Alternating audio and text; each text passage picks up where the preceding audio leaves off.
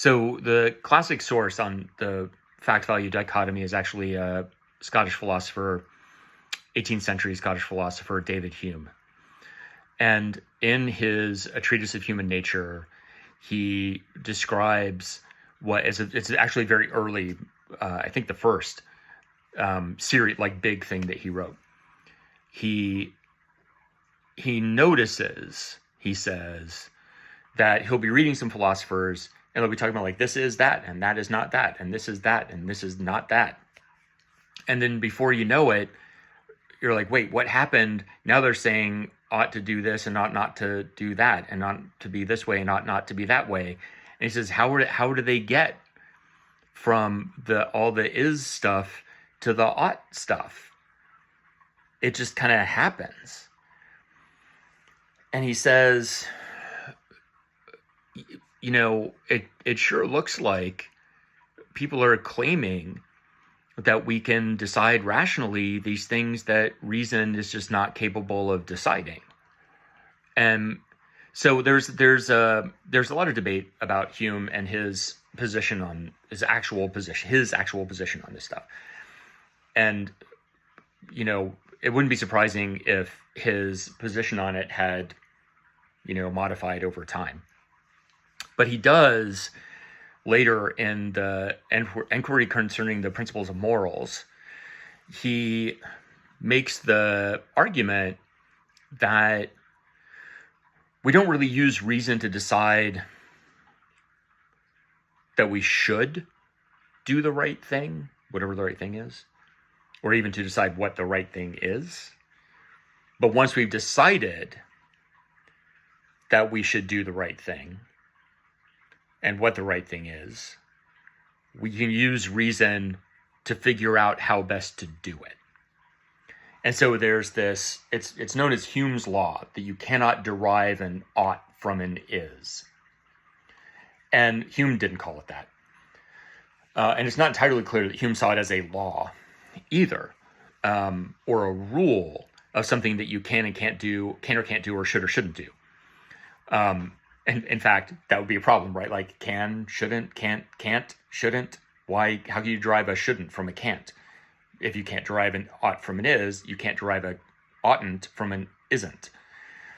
So there are a lot of potential problems with this way of understanding it. And you can see that that's, right, the is the fact, the ought is the value. And so this initial observation of Hume's is what has mostly kind of fueled the fact value, the development of what I'm calling the fact value dichotomy. So in Hume's case specifically, it's not perfectly clear. There's disagreement about his thinking about it, but he does seem to argue that reason has a specific role of figuring out how to do something once you have decided to do it, and that reason doesn't really help you decide what to do or that you should. That you should do the right thing and why, what that right thing is. I think I'm going to go out on a limb and I'm going to say that I think Hume oversimplified this. I think he doesn't acknowledge what I was trying to get at in the last video, which is the role of values in thinking about facts in the first place. And so it might be that we take our values that we have, together with facts that we know, and using those things together, we decide what a right thing is and decide that we should do it. And those are different. Those are obviously, I keep saying this, those are obviously different things. Deciding that we should do the right thing, whatever the right thing is different from deciding what the right thing is and why.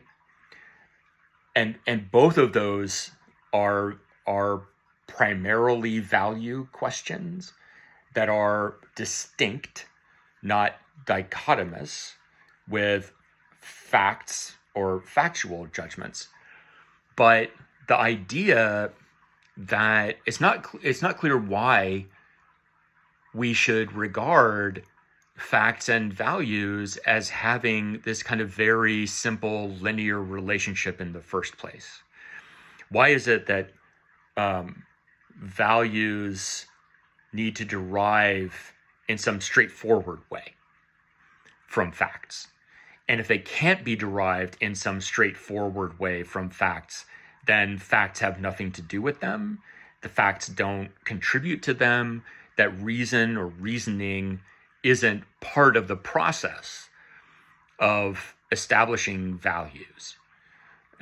Both establishing that values matter and what those values are. So it just might be that just like facts are part of the value judgments, right? The opinions, say in the case of doctors, facts are part of the value judgments, but also values are part of the factual judgments. And so, yeah, that makes it hard, right? That we have to be aware all the time that there's this potential for slippage.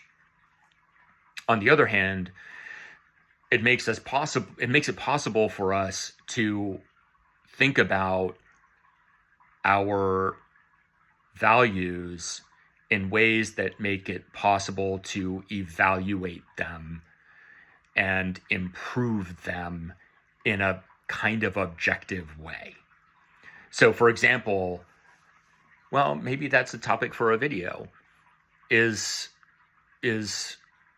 a more fair society an objective improvement over a less fair society?